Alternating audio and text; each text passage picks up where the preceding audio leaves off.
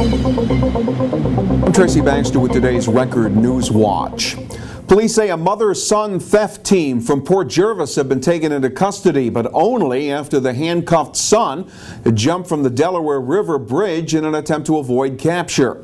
The drama played out Monday afternoon after officers with Eastern Pike Regional Police spotted a car that had been linked to a series of thefts at the Walmart in Westfall Township. When the car was stopped on the bridge, the driver, 53-year-old Carol Barron, was taken into custody, but her son, 20-year-old Brian Barron, broke away with handcuffs on and jumped over the bridge and into the Delaware. He turned himself into police after reaching shore. He was treated and later released from Bon Secours Hospital. He was charged with flight to avoid prosecution and escape. Police say theft charges will be added. Carol Barron has been charged with retail theft, criminal conspiracy, and receiving stolen property. Both mother and son are being held on $25,000 bail. Today was their chance to impress. Those representing the 9 casino gambling contenders here in the Hudson Valley and Catskills are pitching their respective proposals before members of the State Gaming Facility Location Board during presentations in Albany. This morning, 45-minute presentations were made by those representing the Mohegan Sun Concord project in Kiamisha Lake, the Grand Hudson Resort and Casino that would be built near Stewart Airport, and the proposed Hudson Valley Casino and Resort in the town of Newburgh.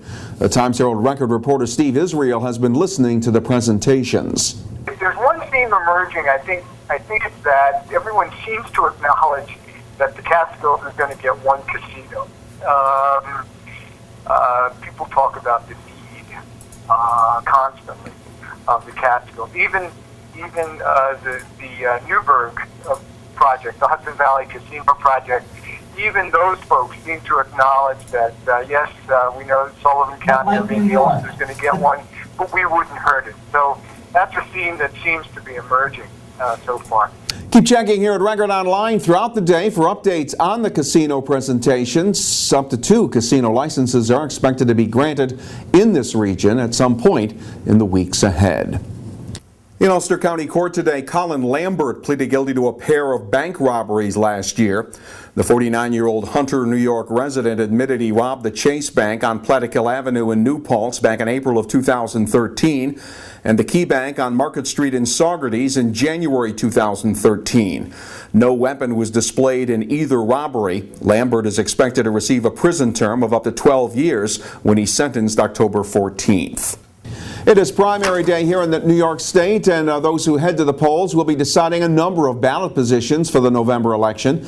Registered Democrats statewide will choose between incumbent Governor Andrew Cuomo and Democrat challenger Zephyr Teachout and their Lieutenant Governor running mates Kathy Hochul and Tim Wu. In Curious Joel, primary voting brought a number of observers to the Karen Plaza polling place. There's been controversy over who should serve as elections inspectors in KJ. Earlier today, Orange County Elections Commissioner David Green paid a visit to the Curious Joel polling site. I think everything's gone very smoothly, very well. We have poll watchers, and I think they've been doing their job, and inspectors I found today to be very orderly, and there has not been a problem. Polls close at 9 tonight. Keep clicking here at Record Online for any primary day developments along with election results as soon as they become available. Violence against women. It is an issue very much in the news this week with the most recent revelations concerning now suspended pro football player Ray Rice and the punch he threw that rendered his then fiancée unconscious. Against that backdrop, officials with the Mental Health Association of Orange County showcased their clothesline project earlier today at the SUNY Orange Middletown campus. Area victims of domestic violence and sexual assault have made T-shirts with their personal messages of pain that were on display outside Morrison Hall. Those who were viewing it say they hope the national attention given the Ray Rice case will make us more aware of the domestic violence issue. It happens every day, and it's ignored or not spoken about. And with a famous figure like Ray Rice, it's disgusting that people do find him to be a role model, and hopefully it will spread more awareness to the situation. That people tend to, keep to themselves, don't really want to talk about, maybe because of embarrassment or what people will think. So we want to make sure more people feel comfortable reporting it and, talking about it, because it does happen. The Clothesline Project and its call for an end to violence against women will be back on display Thursday in the lobby of Kaplan Hall on the SUNY Orange Newburgh campus. Mental Health Association's crisis services hotline numbers are 1-800-832-1200 within Orange County. Outside Orange County, that hotline number is 845-346-HELP. Elsewhere, 3 Saugerties teenagers have been arrested for damaging vehicles and a store with a BB gun. Saugerties police say they began receiving complaints Sunday from people who reported their vehicles had sustained damage from BBs, and the manager of the washboard laundromat at West Bridge Street reported that a window to the building had been shot out. An investigation determined that teenagers were shooting BB rifles from the porch of a house on East Bridge Street. 17-year-old Thomas Murray, 18-year-old Brandon Stokes, and a 15-year-old were charged with a misdemeanor reckless endangerment and criminal mischief. Saugerties police say more arrests may be made. And back on August 18th, the Hoskinson Farm dairy barn in Mount Hope went up in flames. Investigators determined that a bad bearing in the barn's hay elevator motor created the spark that set off the massive blaze that destroyed the barn, the milking equipment, along with about $40,000 worth of hay.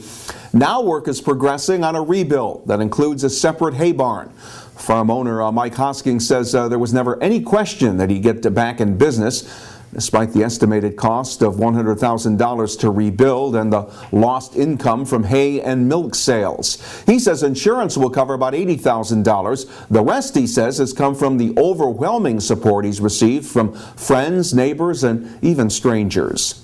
I was lucky enough to have enough insurance to hopefully rebuild the barn. We'll find out when all the bills come in, but then we're gonna, my oldest daughter started a fund account for people wanting to help, and that was in close to she's collected close to $20,000, which is phenomenal. I mean, I'm just blown away by people's generosity and the way they, they've come together. The community has, everybody in the community. The church, first 2 days, the churches in Otisville brought us lunches for the guys working, and people have stopped by that I don't even know, and they've got out of their cars and worked for hours helping. And I found money in my door of my house that people dropped off, and it's just unbelievable the way people have responded to this. To it. It was a tragedy, but it restored my faith in people, I can tell you that. Currently, Hosking makes a 20-minute commute to tend to his relocated milk cows. He hopes to be able to bring his girls home into a newly built home by November 1st. The local forecast includes a mix of sun and clouds and maybe a little light rain mixed in. It'll be partly cloudy Wednesday with a slight chance of a passing shower. Temperatures will reach the upper 70s. Thursday should also be partly cloudy with maybe a late day thunderstorm. The highs Thursday will be up around 80 degrees. We'll get the news and information to help start your day in tomorrow's Times Herald Record. And breaking news is always just a click away right here at Record Online. For Record Newswatch, I'm Tracy Baxter.